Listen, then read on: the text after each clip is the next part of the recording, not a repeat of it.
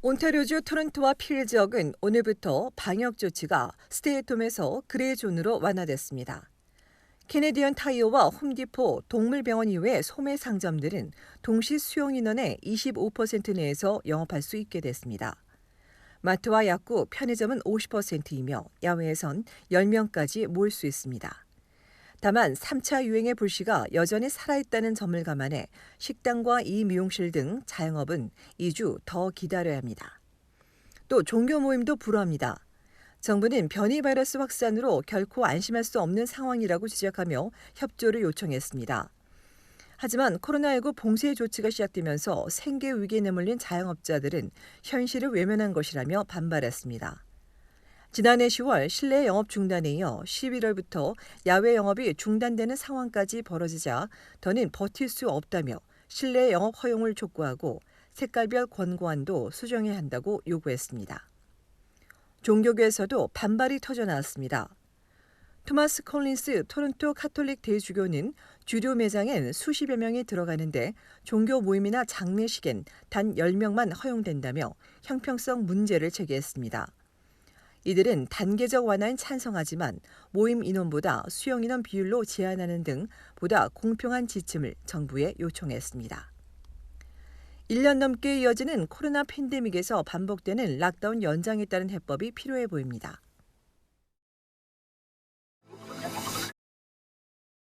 온타리오주의 코로나19 신규 확진자가 증가하고 있습니다. 지난 6일 900명대였는데 7일과 8일 이틀 연속 1,299명과 1,631명으로 늘어났습니다.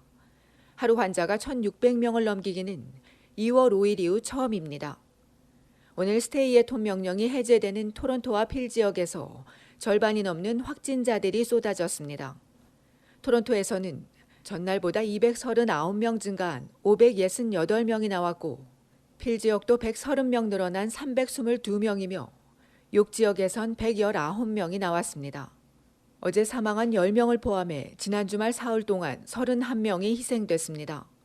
그나마 다행인 건 어제 하루 장기 요양원에서 추가 사망자가 나오지 않은 겁니다.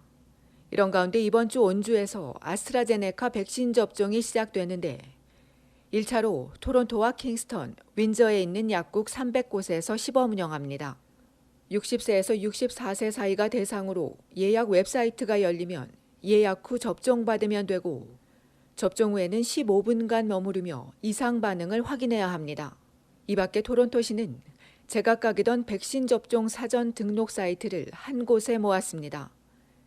병원 13곳을 한자리에서 볼 수 있는데 여러 곳에 등록하면 취소될 수도 있다며 한 곳에만 등록할 것을 시 당국은 강조했습니다. 이들 병원 사이트에 사전 등록한 시민은 백신이 확보되는 대로 병원에서 연락을 취해 접종해 줄 예정입니다. 온타리오주 토론토의 차량 절도 사건이 증가한 가운데 놀스욕이 가장 피해가 큰 지역에 꼽혔습니다. 토론토 경찰에 따르면 2015년 3,200여 건이던 차량 절도 사건은 2019년엔 5,200여 건으로 증가했습니다. 특히 동쪽으로 베이뷰에서 서쪽 427 고속도로까지 또 남으로 에글링턴과 로렌스에서 북으로 스틸스 애비뉴 구간까지 해서 가장 많이 발생했습니다. 다음으로는 스카보로로 서쪽으로 빅토리아 파크까지 남과 북으로는 401 고속도로에서 스틸스 구간까지입니다. 이 밖에 지난해 온주에서 가장 많이 도난당한 자동차는 2017과 2018년형 렉서스와 2017년형 혼다 CR-V로 조사됐습니다. 이처럼 차량 절도 사건이 늘자 관련 업계 전문가는 차에서 내릴 때는 차 문을 잠글 뿐 아니라 창문이나 선루프를 꼭 닫아야 하며 지갑이나 현금, 신용카드와 휴대폰 등 귀중품은 가지고 내릴 것을 조언했습니다. 고가의 물건을 둬야 할 때는 트렁크에 넣고 열쇠 등도 안전한 곳에 보관해야 한다고 덧붙였습니다. 또한 보험회사에 연락해 집 주소가 적힌 보험 증서 대신 전자인증서로 제공받을 것을 당부했습니다.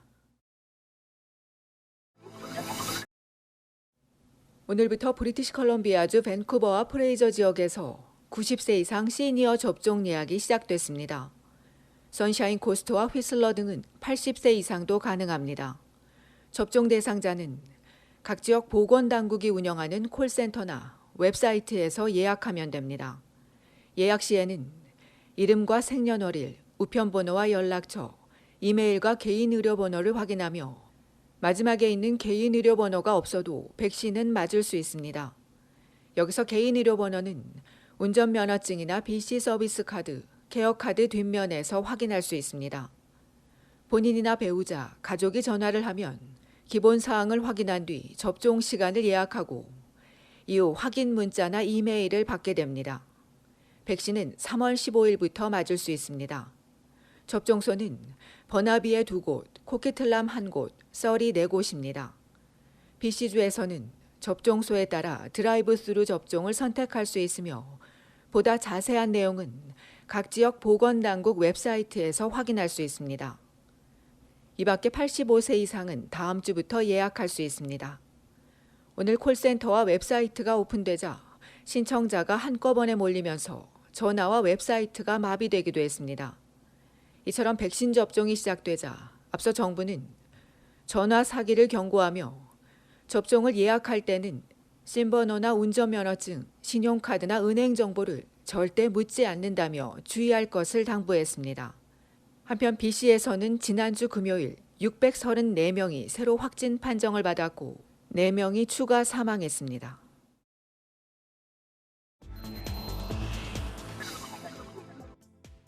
지난달 온타리오주 토론토에서 발생한 실종 살인 사건의 피해 여성이 토론토 곳곳에서 토막난 시신으로 발견됐습니다. 숨진 여성은 올해 32세인 싱글맘 킬린 씨로 지난달 19일 던다스 스트리트 웨스트와 스칼렛 로드에서 마지막으로 목격됐는데 닷새 후 토론토 환승역 쓰레기통 등 곳곳에서 발견돼 충격을 주고 있습니다. 처음 실종 사건을 접수하고 조사하던 경찰은 지난달 23일 시형 아파트에 출동해 수사하는 과정에서 총기를 소지한 것으로 알려진 45세 남성을 총으로 쏴 숨지게 했고 시신 유기 등의 혐의로 59세 남성을 기소했습니다. 킬린의 사망 원인이나 가해자와 피해자의 관계 등은 아직까지 알려지지 않고 있습니다. 브리티시 콜롬비아주에선 오는 4월 1일부터 설탕이 들어간 음료수에 주세가 부과됩니다. 원래는 청소년 비만과 성인병 예방을 위해 지난해 7월부터 과당음료와 탄산음료에 세금을 부과할 계획이었으나 코로나 팬데믹이 장기화하자 도입을 미뤄왔습니다. 이외에도 BC주 정부는 넷플릭스와 디즈니 플러스 등 스트리밍 서비스를 통해 $10,000 이상의 매출을 낸 사업자에 대해서도 오는 4월부터 PST를 추가 부과할 방침입니다.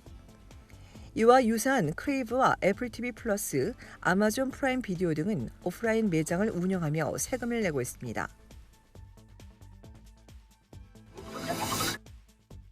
연방이민성이 신속한 이민자 유입을 위해 직원 60여 명을 새로 채용했습니다.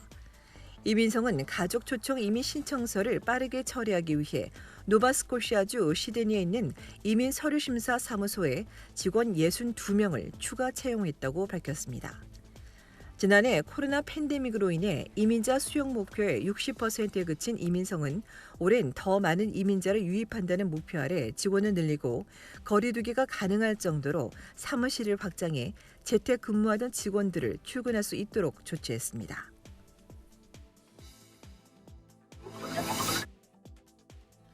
캐나다에서도 여성에 대한 차별과 불평등이 여전하다는 지적이 나왔습니다.